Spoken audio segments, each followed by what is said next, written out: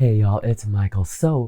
If you saw my video regarding my booktube goals and reading goals for 2020, one of the things that I wanted to mention is about streamlining my reading. And so this year, I realized that I really love reading long, thick, girthy books.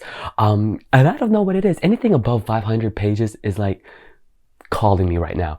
For the past few months, actually, the books that I've been reading were huge, and not only in fiction but also in nonfiction. And if you previously saw, you know I was gushing about The Count of Monte Cristo. That book is like 1,300 pages, 1,200 pages, and let me tell you, after I finished reading it, I felt so powerful, like big dick energy.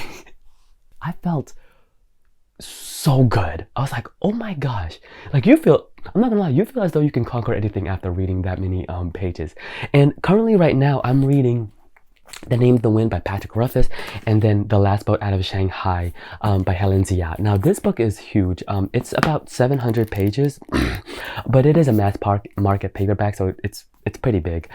But this is nonfiction, and this is roughly around 500 pages. Now for 500 pages for a nonfiction, even with the bibliography, I still think it's pretty big, but for fiction alone, this is huge. And the next book after that I'm going to read is Brother Karamazov by Fyodor Dostoevsky, and I'm going to hope to get to it at least by the by Christmas, and that's just because of these Vlogmas videos. I haven't had as much time as I wanted to just like sit and read these other books so I can get to this.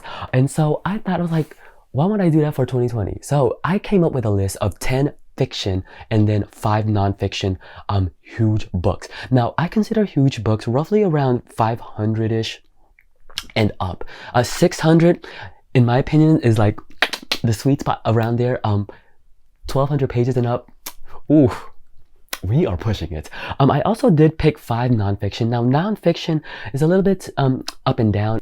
So I consider the length of nonfiction a little bit different.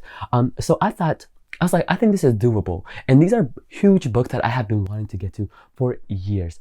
So I am going to keep myself accountable. Like, this is a goal. Like, it needs to be accountable. Like, I have to do it because I'm making the video. So here I go. Now, I think I just love reading big books because I just love that long time of just reading one thing in general. Just because I don't do so well with series, I think the big book is just like,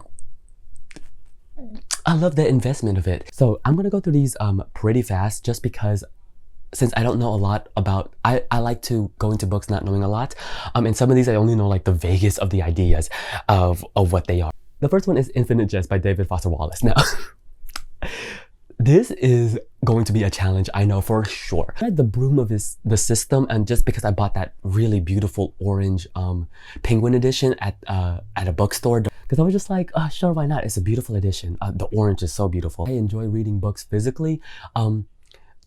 They get heavy. These books are heavy, okay? Oh my God.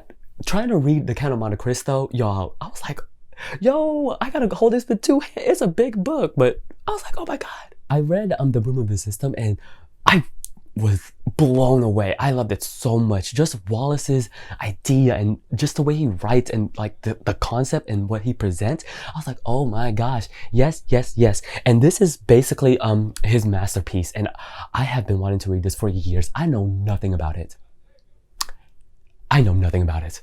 So yeah, there's that. The next one is another classic. A lot of these are classic. The next one is a classic that I have been wanting to read for years. I see it floating around on BookTube during the in the classic sphere, and that's Middlemarch by George Eliot. Middlemarch is roughly around 904 pages, which with thick. I'm not gonna lie, it was years before I even realized that George Eliot was a woman. Sexism. I'm sorry. I was like, really? Now, I have never read this novel at all, but it is considered as one of the finest English novels in history. So I was like, I need to read it. It is huge, y'all. And you know what I think I need to do? Similar to like Beloved by Toni Morrison.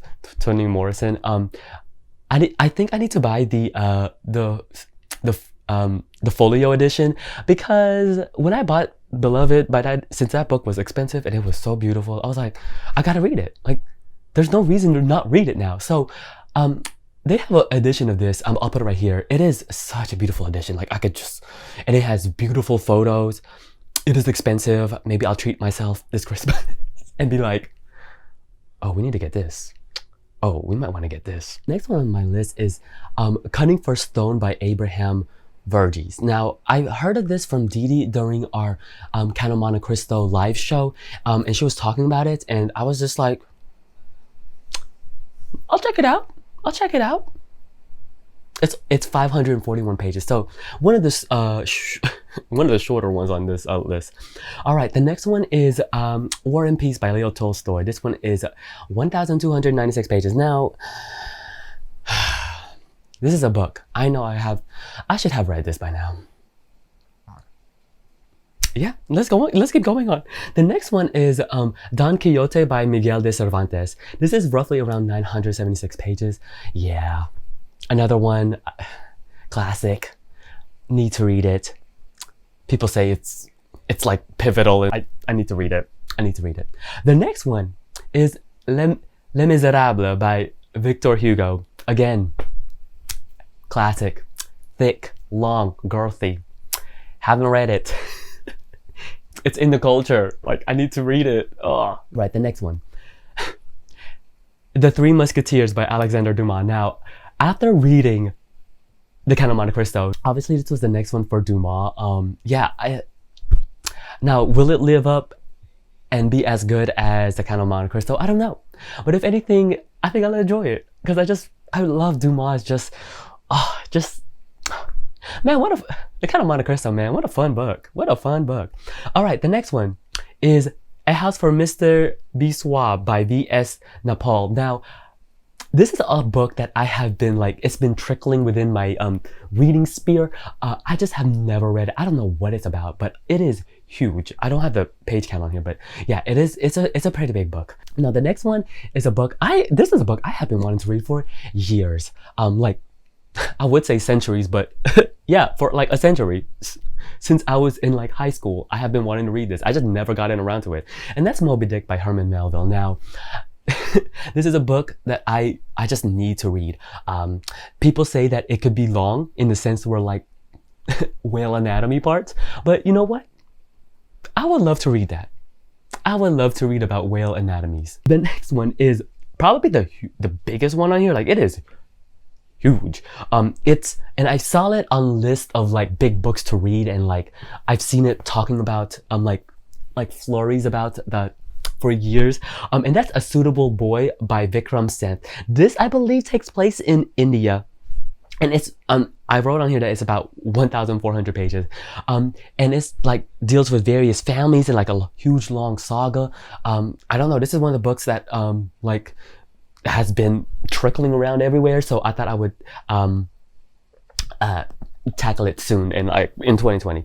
I also now this is 10, but I also wanted to add on here, there is this book, and for some odd reason, y'all, it is escaping me right now, but it's a Japanese translated book. I think it's The Tale of Genji, but I forgot who wrote it. I'll put it right here, but that book is huge. It is thick. And it is a book that I have been wanting to read for years also, but I put that on here as a notable mention just in case I get to these. I kind of want to switch things up. But yeah, those are the fiction that I kind of want to get around to in 2020. I'm hoping to get to around to them because if anything, these big books that there's a momentum right now and I can feel it, so I'm going to keep pushing it. The one thing that I know might be a little bit of a hindrance for me personally might be the trip to the Philippines. So we'll see how that goes. I might just get an ebook version of one of these and keep it moving. So yeah, let me talk next about the nonfiction books that I want to read in 2020. Okay, the first one on the nonfiction one is this is a book I saw floating around, and I think it's because it was with that Lincoln movie, but it's Team of Rivals, The Political Genius of Abraham Lincoln by Doris Kearns Goodwin. I just love historical nonfiction, so this is one that I've always wanted to read, and that's roughly around 900 pages, and that goes in conjunction with the next one, which is Alexander Hamilton by Ron Chernow. That's about 731 pages. Obviously, I want to read this because I do like history, but also because of the play. So that's why I wanted to read those. Next one is a memoir that I have seen like floating around before, and I've heard really great things about it. All I know is that it's a memoir. I don't really know anything else about it, but that's Wild Swans by Zheng Chang. It's about 562 pages. Now, I don't know what it's about. I'm assuming it's about Chang's life, but that's all I know about it. But I've heard really great things about it. That's all. So yeah, the next one is a recommendation from the Count of Monte Cristo live show that we that I was in, and this one's a little bit, it's under 500 pages, but it's only about 400 pages, and that's The Black Count: Glory, Revolution, Betrayal, and the Real Count of Monte Cristo by Tom Rees. This is about Dumas. So it was great. Someone recommended this about Alexander Dumas. I don't know that much actually about him as an author at all. Like, I don't know anything about him. So I think it'd be interesting to read that, and it'll shine a spotlight on him, similar to when I read that nonfiction about Dr. Seuss. So yeah. The next one, I am putting it on here because it is a book I had for years, okay, in my personal library. I've had this book for years, and I need to read it like yesterday and finish it yesterday, because I started on it so multiple times, but I just never finish it. And that's because it's 962 pages. It is long. And the bibliography is long too. But that's Far From the Tree: Parents, Children, and the Search for Identity by Andrew Solomon. From what I read before, this is basically about relationships and connections with people. So like mother, daughter, but it also explores relationships. Like, I got to the part where Solomon was talking about like him being queer and stuff like that. So I got pretty far into the book. I don't know how far I got, what page, but I've read a good chunk of it, and I just never finish it. And it's it's a very emotional read, surprisingly.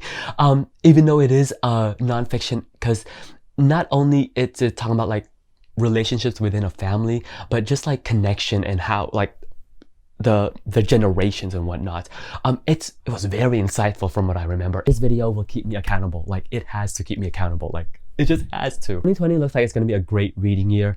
I think like when it was 2018 going to 2019, I think my reading year, it started off strong, but finishing the Overstory in the middle of January, oh, that was a big book too, and it was amazing. So I am hoping that going into 2020, finishing this will give me the momentum that I'll need. If you read any of those books that I listed, or if you have any more suggestions, I might add them to the list, because 10, that's like once a month-ish, kinda esque. We'll see how it goes. So if you have any recommendations, let me know. Until then, I'll see you guys tomorrow for the next video. Bye. Look at my shirt. She's eating ice cream.